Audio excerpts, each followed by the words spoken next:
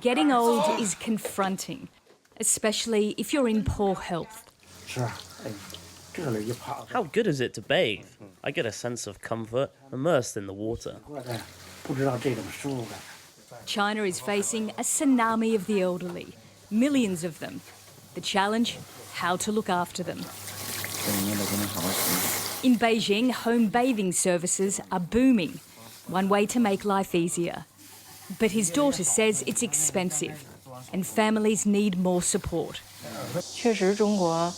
It feels like China is aging all of a sudden, but supporting services are minuscule. For a long time, I struggled to be everywhere.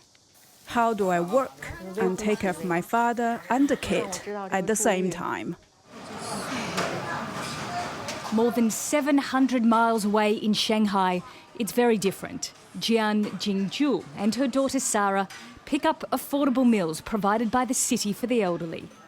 Fortunate families, in this case 3 generations, can afford to grow old gracefully together.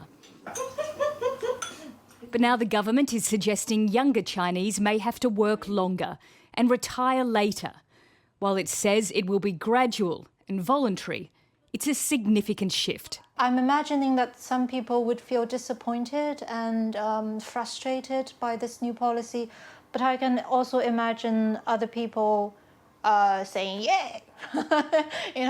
Being an executive for 10 more years, that's just what I want. China has too many old people and not enough young workers. It's a looming demographic disaster. China is under pressure to pay for the pensions of 500 million retirees.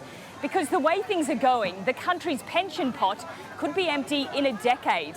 So delaying retirement may be the first step to try and solve the problem. And then there are 300 million workers from the countryside. Without a job, they can't survive. There's no money if we retire. We have to work as long as health allows. Otherwise, no money. We don't have any pension, do we? Here, children are raised to care for their parents. People hope their children will look after them when they're old. But on the other hand, they want them to fly high.